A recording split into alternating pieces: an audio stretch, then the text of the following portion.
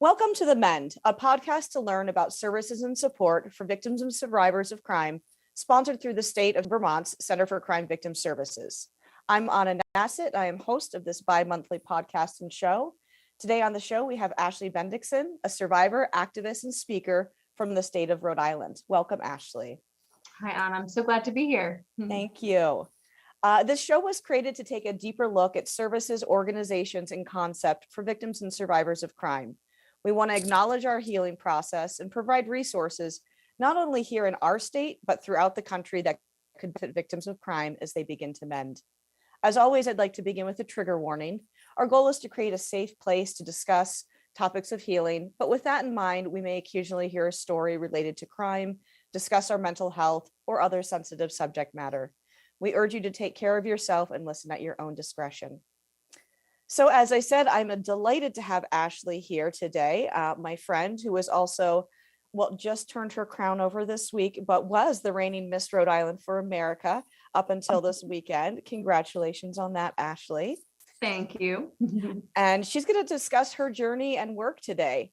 So just to share a little bit about her, she never could have dreamed that her darkest struggles would lend to her purpose. As a survivor of abuse, trauma, homelessness, and loss, Ashley knew she needed to transform her life. Today, she is an expert on abuse prevention and personal development as a national speaker and top youth speaker. She is also a certified life empowerment coach, author, nonprofit founder, and award-winning activist, and is the founder of the Blue Hearts Project. She is the author of Language of Time, a book on Alzheimer's, caregiving, and cherishing time. Ashley and I both serve as speakers with the Difference Makers 10 Strong, and it is a joy to have you here today. I'm glad to be here. Thank you. And thank you for that intro. Absolutely. It's quite the intro. So and I hear my bio read and I'm like, are they talking about me? I know. So, I mean, to get to where we got to that intro, we kind of have to look back at the beginning a little bit. So, I mean, whatever part of your story you feel comfortable with sharing with our audience, I think would be really helpful as we get into your path and what led you to this work you're doing now. Yeah, absolutely. So many moons ago, I was a teenager, young, naive, innocent to the world of dating and relationships. And unfortunately, as a 14-year-old, my very first dating relationship was incredibly abusive and just set me off on the wrong foot. It was verbally, emotionally, and severely sexually abusive. And it taught me a lot of just unhealthy beliefs around what's normal in a relationship, what's healthy. And that relationship started a cycle of many abusive relationships in my life that really spanned from 14 to 20 years old, kind of culminating in this final 2-year relationship, which was a classic textbook domestic violence relationship. I mean, my life was just turned upside down. And to kind of make a long story short, at 20 years old, I was at complete rock bottom. I had been severely physically attacked after trying to leave that relationship. My bank accounts had been drained. I was completely isolated from my family, my friends. I was very much alone in the world and, very much battered, emotionally and just kind of a hot mess. I had dropped out of college because of my relationship. I was homeless for a while. I had no security and no direction and no idea where to go. But after those 6 years, I kind of I hit this wall where I realized, I have nothing left, but I no longer want to live this way, and I want to create the life that I desire and feel that I deserve. And so it was just kind of this crazy time warp of just 6 years of people pleasing and allowing people to run my life and being in really toxic, unhealthy situations. And from that moment on, I just was determined to never go back to that lifestyle and kind of just started building my life and my career and finding myself every day since. Amazing. Thank you so much for sharing that. And thank you so much for sharing how that first relationship, so often we don't think about how that first relationship teaches us what we now believe each relationship is going to be, and we get stuck in those cycles. And I think so often people are just like, well, I don't understand, you came from a good place or whatever it might be, how we get stuck into those cycles. So thank you for really acknowledging that. Yeah, absolutely. And it's interesting because, now that I'm older, I can look back and really pinpoint, how just the smallest things, affected me as a person, as a partner. It took, I mean, I was sexually abused. So, even just equating like physical intimacy with validation and love. And, when I was assaulted years later in college, it's almost like it didn't impact me. I thought that was just normal. This is just the female experience, men take advantage of you. I came to accept it because that's what I was taught was just the norm at such a young age. So yeah, I just, yeah, a lot of just unhealthy beliefs for a long time. Absolutely.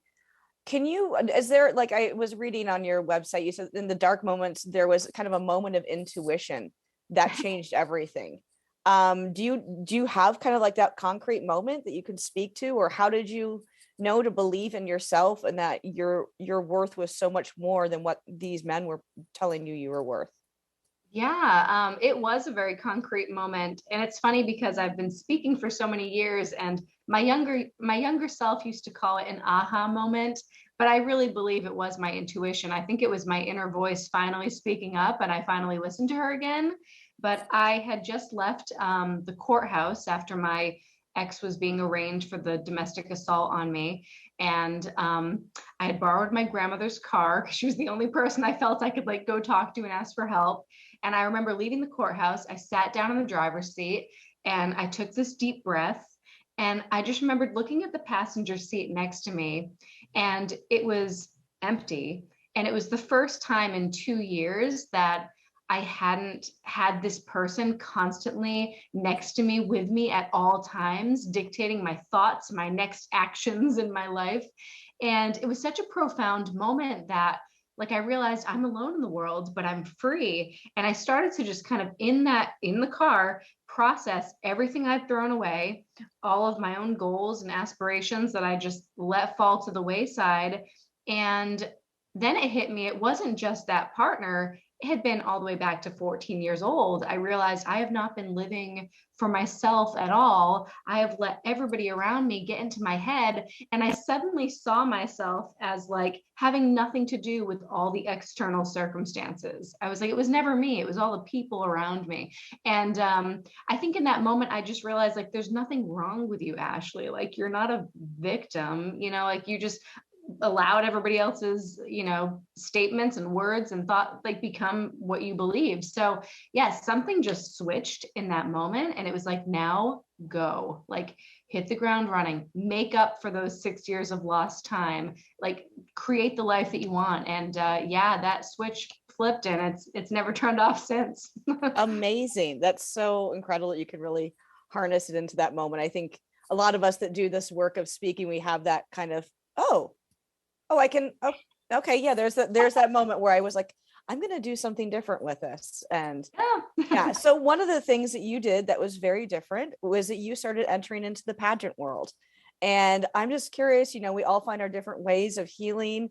And how did entering into the pageant world help people gain confidence? And what is it like to use that platform to talk about domestic violence and teen dating violence? Yeah, I think that one of the things that surprised me the most was realizing that I was a victim of domestic violence, because it was not a label I ever would have put on myself. I didn't believe I was a victim. I just justified it in many other ways. And I also didn't think it was something that happened to young people. And so, one of my missions kind of became like, how do I get the word out there? How do I raise awareness? How do I explain that this can happen to anybody?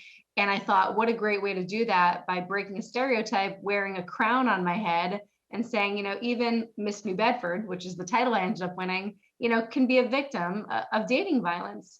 And, pageants they're all interesting. They're all unique in their own way. But the one that I entered, I knew that if I won the title, it was a chance to have a whole year where I would make appearances and choose a cause that I wanted to spread word about. And also it was a lot of scholarship money that I could win. And I mentioned I had dropped out of college. So I ended up becoming Miss New Bedford, made over 120 appearances talking about dating violence, and earned $6,000 in scholarship money, which eventually helped me get back to school. But honestly, through that process, just speaking and sharing my story, getting involved in local domestic violence agencies and coalitions and nonprofits, I found that I was a leader, that my story could make an impact and help other people. And it was just such a big part of my own healing journey was through speaking and connecting and kind of being at the forefront of change on the issues that, once held me back. So it was definitely a transformational year that just helped, skyrocket my own growth and healing.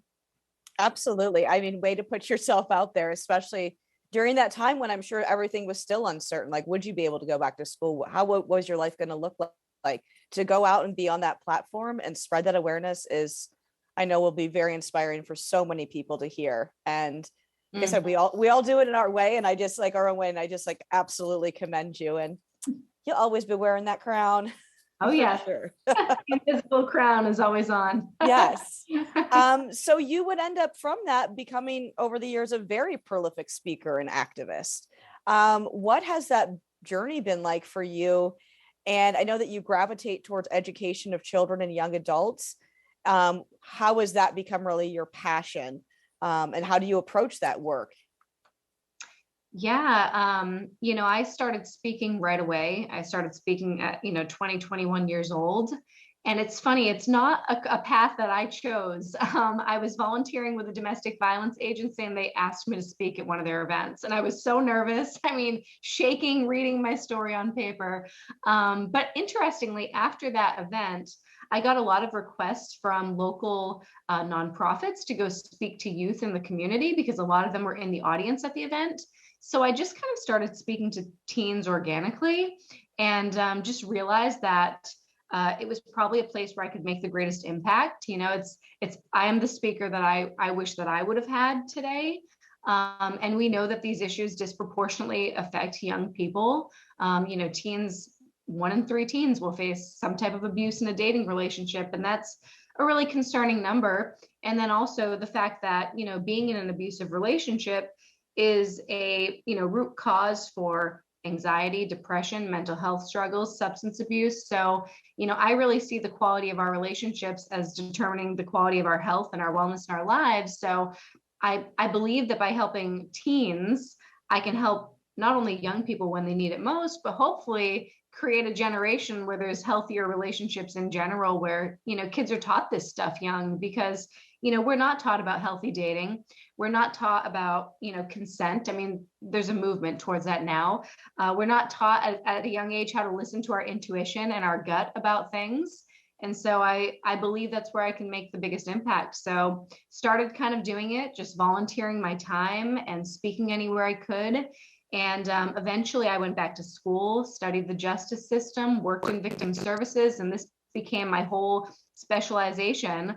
And now, that's kind of my expertise is I'm a professionally paid speaker, traveling the US in high schools and colleges and using my story, but also giving them really tangible advice and information and tips and resources. Amazing. Amazing. We need to have you come up here to Vermont. Oh, I love that. It's an easy little drive. Exactly. I mean, with the pandemic, now that you're back speaking out in person, what do you see the struggles now for young people coming out of that pandemic, being so isolated and hooked on, their phone and social media over the last 2 years, and now coming back into that in-person range? Like, how have you been working with that, or just noticing that or addressing that? Over the years, I've always had requests to speak on mental wellness, mental health, resilience in general. How do you navigate tough times in life? How do you navigate those moments where you feel like it's the end of the world? And that's certainly something I can speak on. So over the past few years, I've created this custom, mental health and resilience talk because teens right now, like you said, are struggling in many ways. The national statistics are through the roof about suicide attempts and self-harm and just mental health, medical visits. And so I'm really focusing on the healthy relationship piece, which is a big part of it, but also just other life skills too, to manage negative emotions, to have a more positive mindset, to ask better questions, all of these things, because, being in remote learning, a lot of students, that isolation really stunted their own personal growth. You had, kids who were sixth graders one day, and then all of a sudden they're back in school and they're, ninth graders. And it's just been really tough for kids to transition. I hear from a lot of them that they used to be really social, outgoing people, and now they don't know how to interact in real life. And then even with, dating violence and sexual assault, I mean, even being in lockdown, those things didn't go away. I heard stories of, one partner is abusing their partner in a Google Meet classroom chat, like during a remote class. So, technology is such a tool to still perpetuate abuse. And so these issues were just exacerbated during the pandemic. The loss of control in the outside world for many abused teens meant more control in their relationships, more unfair demands and expectations. So yeah, there's just, I feel like I was busy before the pandemic, but I am so much busier now just because there's such a need for students to get support. And I think honestly, what schools need the most, what students need the most is just a sense of hope, like a sense that like things will get better. Because that's what they're struggling with the most right now, is feeling like every day is just hard and it's the same thing over and over. And if I can give them hope and some practical advice, that's where I'm focusing right now. Absolutely. I'm so glad you're out there working with students. They desperately need that right now. And just that you've had these years of experience before this, you really craft that message to them, I think is just such a valuable thing for anybody. So another part of your journey that's a little nuts, it's kind of a curve in the road, I guess, but a very big part of your journey. And I am so glad that you wrote about this, is you wrote a book called The Language of Time, and it's a book on Alzheimer's caregiving and cherishing time. Can you share a little bit with us about why you wrote this book and what that process was like, and also where people can purchase it, of course, and just how that ties into your work? Because, I think oftentimes, like myself as well, like I have like these different lanes of work and they all intersect, and people don't always see that, but it makes sense to us. Yes. Yeah. So I published, so this is my like pandemic baby. I published my book in June of 2020. And it was a memoir that I had been writing for many years. I've always been a journaler as a teenager. In my healing process, I've always kept journals. And my mom was actually, my mom developed Alzheimer's at 48 years old. And so overnight, I became a caregiver to her, and I was pretty much her primary caregiver with my dad for the next 8 years. And during that whole process, I was journaling just for my own mental well-being. I was doing a little bit of blogging and kind of sharing just the caregiving process. And I felt like it was very impactful information, and people were telling me like, you should turn this into a book. So when my mom did pass, I finally started to go back to my journal entries, and I had like recorded conversations with her, just knowing that, I didn't know how long we had. She could have lived for 2 years or 10. We had no clue. So my whole mission for 8 years was like, how do I embrace each moment, live in the present, make the most of my time with my mom? And that's kind of the basis of the book. And, I think for me, the red thread that goes through it all is this concept that like life is short and time is not guaranteed. Like, I feel like I lost 6 years of my life. I feel like my mom's life was short. I just feel like it's this consistent lesson of like, go after your dreams, make an impact, be of service, do it today, because you don't know when, something might take that opportunity away from you. And don't let people slow you down or prevent you from going after your dreams and goals. So it definitely has influenced my life and my perspective on it and how I live. And also, I don't share this too often, but, the doctors don't know why my mom got Alzheimer's, and it's not genetic as far as we know. But I have also read that it can be brought on by severe trauma or depression. And my mom was incredibly unhappy in her marriage. My dad was not abusive, but he was very financially controlling. She had a very isolated life. And I almost feel like my mom just checked out, and so in some ways, I even think that's a lesson of like, choose the right person, someone who helps you grow and feel loved and, don't feel boxed in. So yeah, there's that red thread that to me makes sense. But I've loved writing that book. And now I'd like to write another one, one that relates more to my speeches and my business. But it's been a cool thing to release it into the world. I think it comes back to, one of the things I believe in is the power of our stories and using our voices, right? It's the issues that we all deal with in silence and secrecy, and that solidarity can sometimes make such an impact on one life or on a whole issue. And so, like, I've been able to build solidarity with caregivers who feel like, oh, like, I read your book and like I totally related to this and nobody else in my life gets it. So yeah, I just knew that like my story could make a difference yet again, even though it was a different story. So you Yeah, can get that on Amazon, The Language of Time, or thelanguageoftime.com. That's easier, but there you yeah, go. Go on the out and web. get it and support that book. Awesome. Yeah, and I do think like I love what you said because it's something that I resonate with a lot is, I go out and talk and do my thing and people are like, you're so happy. How are you so happy talking about these things? And I'm like, oh, well, it's not always that way. But my thing is, I'm like, this is my one beautiful little brilliant life. Like, what am I going to do with it? And it would be easy to sit in that sadness and that pain and let ourselves go down that way. But it sounds like you and I both are similar. It's like, yeah, like this is it. I'm going to do whatever I can and pursue every little dream and just make it my beautiful life and try and impact someone along the way.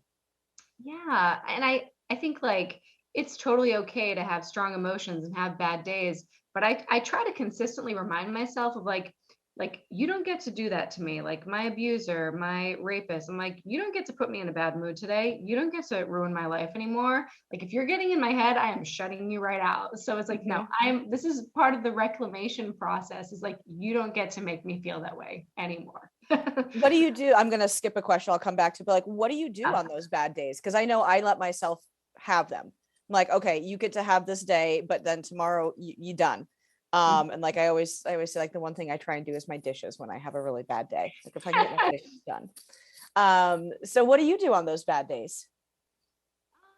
You know, they're pretty infrequent now just because I'm much more far removed from my own trauma. So they happen less and less. But I definitely turn to like my healthy coping strategies. I love to write. I will open my journal. That will make me feel better just writing for a little bit. I find a lot of healing outdoors and in nature. I feel like if I am in my head or if I'm not feeling so hot, I just need to reconnect with myself usually and feel really grounded. So maybe I'll take a hike or I will go down to the beach and just walk on the sand. Like those moments help me come back to me and like remind me of my own strength and my power and who I am, and almost take a little moment of like gratitude for where I've been. I reframe like this awful thing happened, but also look who it's made me, and look how strong I am. So yeah, usually I just need to reground myself. So I have different little ways that I do it. Awesome. Awesome. I love hearing that. Because we're all on this journey and it's nice to hear, like, I liked hearing that you're like, they don't happen as much anymore. And that's a really nice reminder for someone who's maybe newer in their journey and being triggered a lot or really having those hard days every day, that it gets better with time. Yeah. Yeah, absolutely.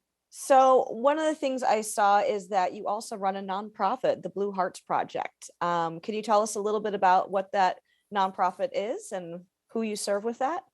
Yeah. So technically it's a not-for-profit. It's not like I haven't incorporated it, but one of the things have heard many times over the years is survivors coming up to me after a speech and saying, I really wish I could share my story to help others too, but I don't want to be a speaker. What else could I do? And it kind of gave me this idea to create a space where people could share their stories to help others. And also I think it's very therapeutic to get your story out and release it to the world. And so I actually met with a small group of students to kind of help me with the infrastructure and the branding and the concept.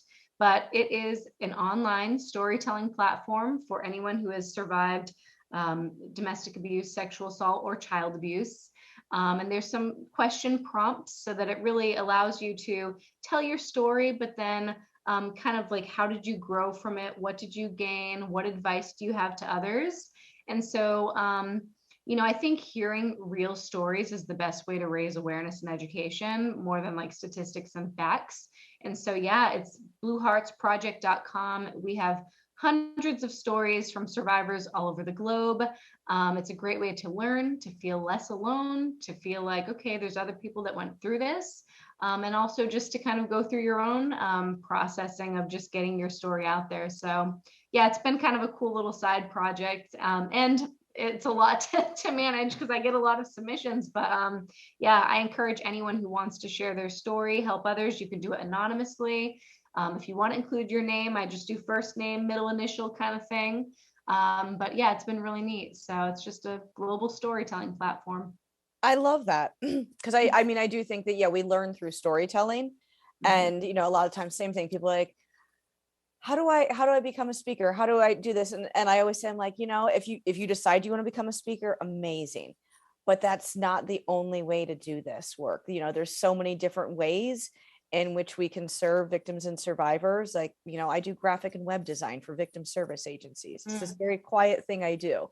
But Mhm. for me, like, there's so many different ways. But I love that the Blue Hearts Project gives people an ability to say their story and to share that information, but to do that in a way that also has their privacy and their Mm. control and their care within it. What a great, great project. And I'll post a link to it in my social media, people, so you can all check it out. Sounds good. Thank you. Mhm. Yeah. So you and I are both passionate about victims' voices being heard and having a place at the table. Can you tell me about the importance for you to this and how you've been involved as an activist in this work of making sure that victims are heard and cared for? Yeah, I mean, I think I've done it in many ways. I've done it through my employed previous work as a victim advocate. I worked in courtrooms. I worked on college campuses. On a college campus, I helped rewrite the policy, and I've trained RAs and law enforcement on campus on how they can be a better service.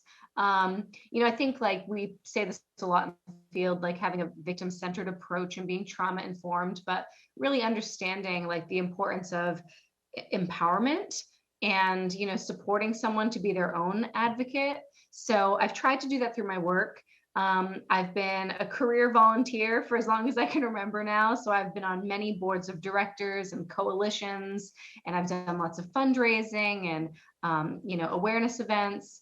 And right now I'm working on a piece of legislation in Massachusetts that would improve employment protections for those who are going through domestic violence, and they need time off from work. It makes sure that there's no ramifications, like they're not going to lose their job if they need to take time for court. So yeah, I'm always just looking for ways that I can help people understand this issue. So yeah, it's just who I am, I guess. Absolutely. Awesome. Awesome. It's so important that, like, each of those things, like anytime we can help a law get changed even just a little bit, like, it's so important, and it makes such a difference to the next person going through this situation. Mm-hmm. So what would you want to say to victims and survivors listening today, as they maybe have disclosed, maybe haven't disclosed, but are just kind of taking in hearing us talk today? What would you want to offer to folks out there listening?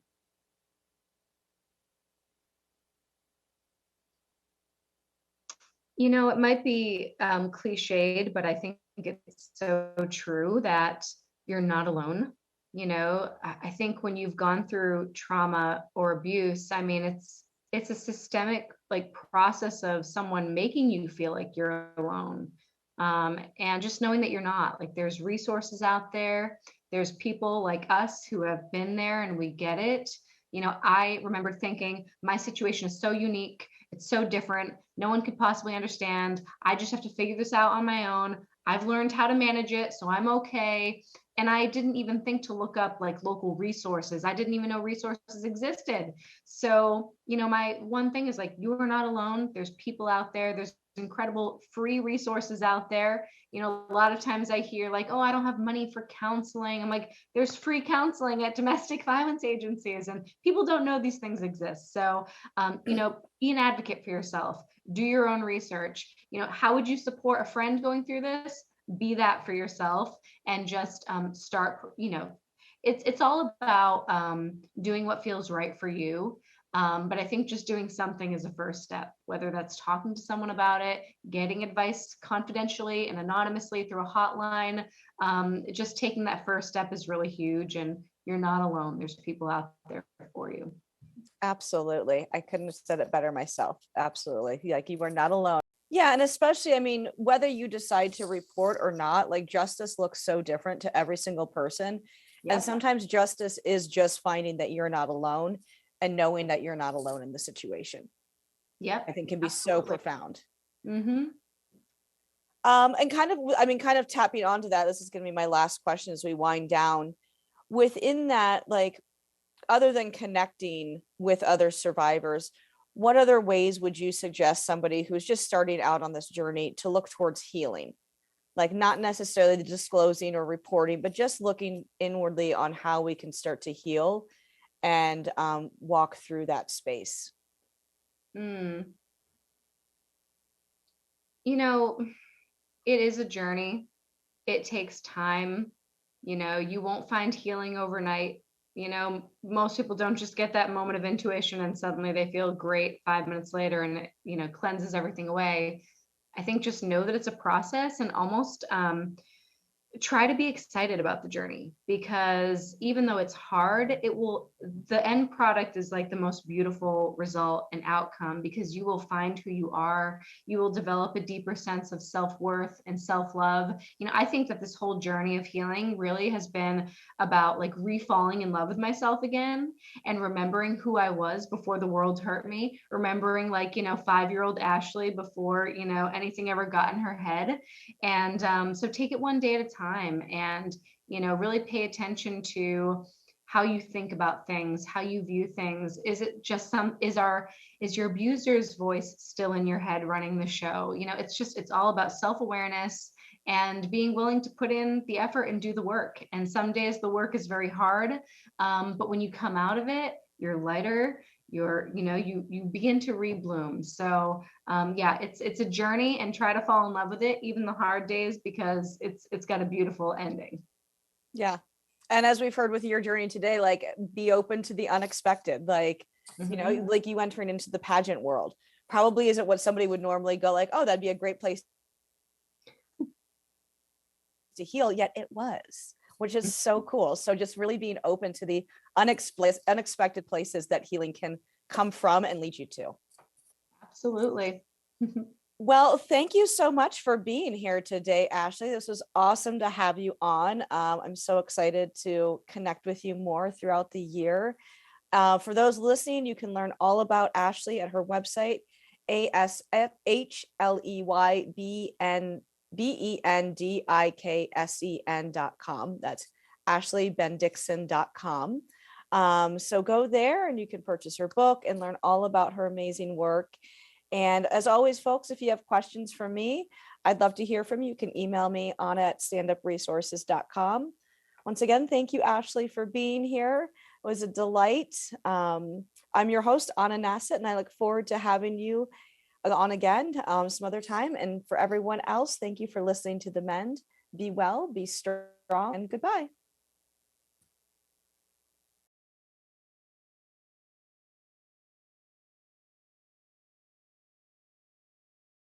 If you enjoyed this episode, please leave us a review or feedback. We love hearing new topic ideas from listeners and watchers as well. Thank you for listening to The MEND, and be well.